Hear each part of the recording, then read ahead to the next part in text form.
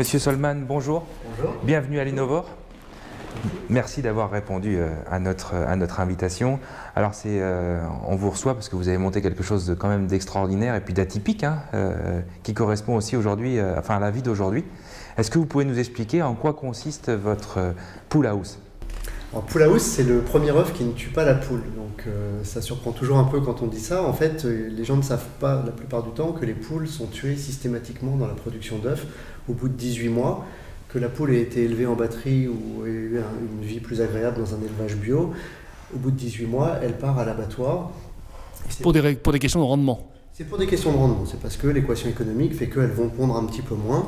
On s'en débarrasse, d'ailleurs on ne les consomme pas vraiment, quelques-unes vont partir en poule au pot, mais pour l'essentiel, elles ne vont même pas vraiment avoir une destination derrière.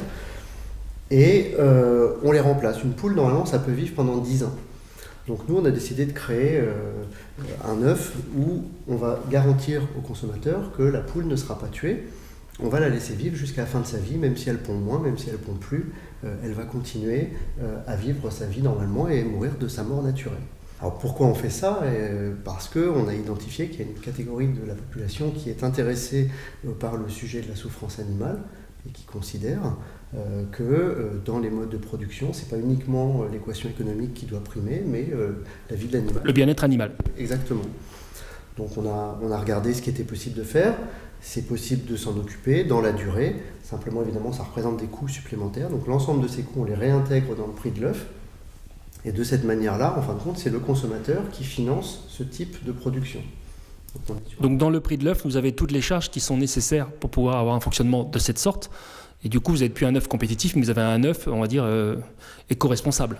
C'est ça, c'est un œuf éthique, éco-responsable. Et l'œuf est vendu à 1 € l'œuf, donc pratiquement le double d'un œuf bio. Ouais. Mais pour ce prix-là, le consommateur comprend que ça finance l'ensemble de la nourriture, des soins, de l'hébergement de ses poules pendant des années. Très bien. Donc au-delà de ce côté confort de l'animal, qu'est-ce qu'il y a aussi au niveau d'innovant? Vous êtes sur des bases alimentaires sans OGM, bio, pas bio?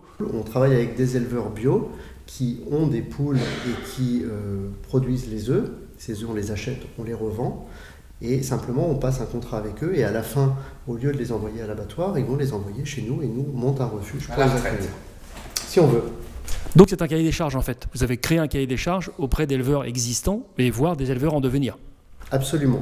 Et l'idée à terme pourrait être d'aller vers la création d'un label sans souffrance animale qui serait à côté du bio une promesse supplémentaire qui prend en compte la souffrance des animaux. D'accord. Quelle est la durée pour pouvoir la durée dans le temps pour pouvoir imaginer cette création de label?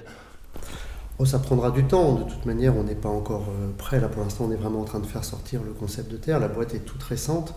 Je pense que ça prendra peut-être 1 an, 2 ans, 3 ans. D'accord. À un moment, on aura fait le tour du sujet, on aura vraiment vu les premières poules vieillir et on commencera à voir plus précisément comment c'est possible de labelliser tout ça.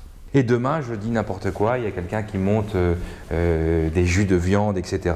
Est-ce que, pourquoi pas, partir dans une filiale où la poule, on lui enlève toutes ses plumes et on récupère juste la carcasse pour faire des infusions, des bouillons? Est-ce que c'est dans un esprit éthique ou pas trop? Franchement, ce n'est pas l'idée du projet. On va être présent en vente directe par Internet, on va être présent aussi chez les commerçants. Et c'est un projet qui a aussi une vocation B2B à un moment. D'aller peut-être en direction d'autres types d'acteurs. C'est à ce moment-là donc, qu'on vous a repéré dans nos recherches et qu'on a bien évidemment pensé à avoir ce côté élevage direct fournisseur. En tout cas, direct transformateur. Les restaurateurs en premier, mais pourquoi pas les groupes industriels. Parce qu'aujourd'hui, il y a une grande tendance, on le sent bien, on le voit bien.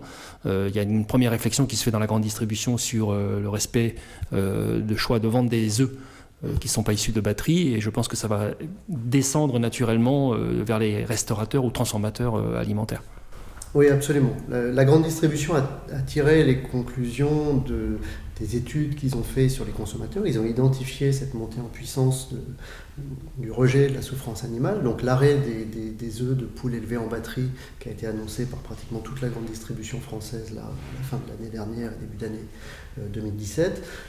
C'est une certaine victoire, une certaine avancée Dans d'autres domaines, ça n'a pas encore été déployé dans les mêmes proportions. Donc dans les produits transformés, dans la restauration, il reste du travail à faire.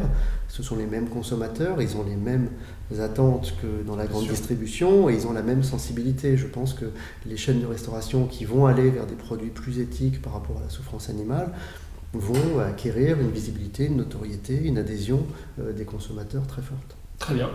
Bon, en tout cas, belle initiative. Et puis, pour nous, une très belle innovation. Très intéressant. Merci beaucoup d'être venu nous voir. À bientôt sur l'Innovore. À très bientôt. Merci. Au revoir.